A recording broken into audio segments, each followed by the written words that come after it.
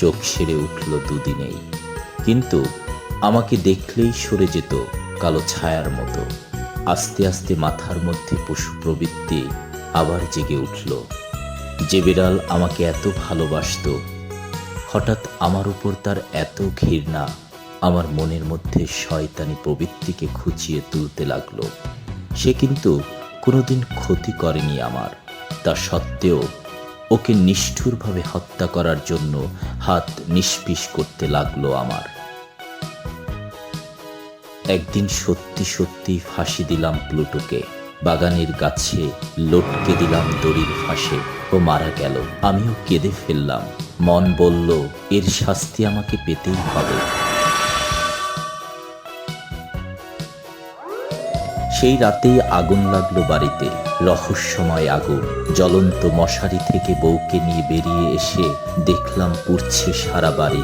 দেখতে দেখতে পুড়ে ছাই হয়ে গেল গোটা বাড়ি, শুধু খাড়া রইল একতলার একটি দেয়াল। পাড়ার সবাই অবাক হয়ে গেল সাদা দেয়ালের ওপর একটি কালো ছাপ দেখে, ঠিক যেন একটা কালো বিড়াল, গলায় দড়ির ফাঁস। এক রাতেই ফকির হয়ে গেলাম আমি। কালো বিড়ালের স্মৃতি ভোলার জন্য আবার একটা বিড়ালের খোঁজে ঘুরতে লাগলাম সমাজের নিচু তলায়।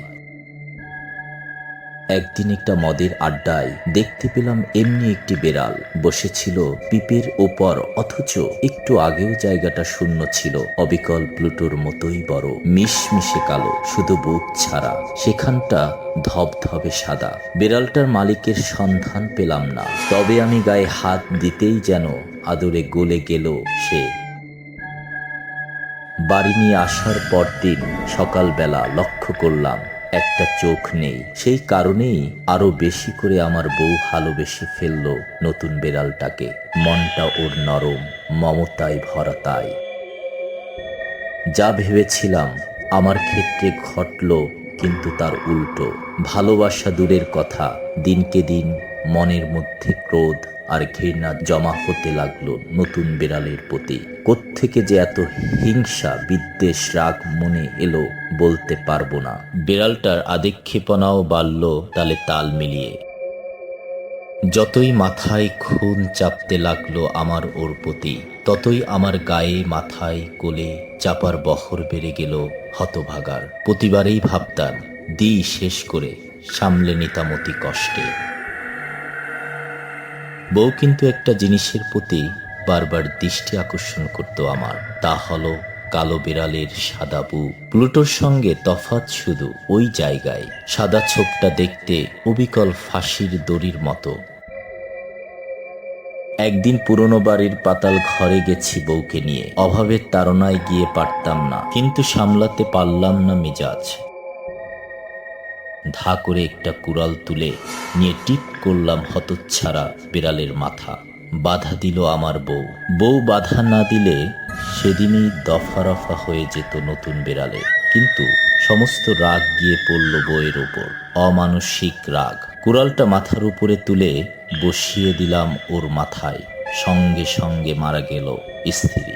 সমস্যা হলো লাশটা নিয়ে। অনেক ভেবেচিন্তে দেয়ালের মধ্যে রক্তমাখা দেহটা দাঁড় করিয়ে ইট দিয়ে গেঁথে ফেললাম, প্লাস্টার করে দিলাম। বাইরে থেকে ধরবার কোনো উপায় রইল না। বড় শান্তিতে ঘুমোলাম সেই রাত্রে, বিড়াল ছাড়া। কুড়াল নিয়ে খুঁজেছিলাম তাকে বধ করবার জন্য, পাইনি।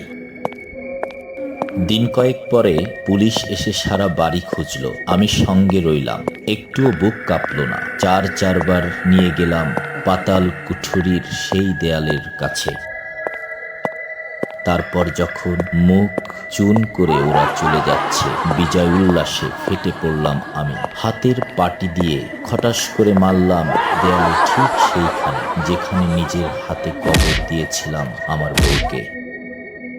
আচমকা একটা বিরাট কান্নার আওয়াজে ভেসে এলো ভেতর থেকে। সারা বাড়ি গম গম করতে লাগলো সেই আওয়াজে। দেখলাম আমার মরা বউয়ের মাথার উপর বসে রইল সেই কালো বিড়ালটা, যার বুকের কাছটা সাদা।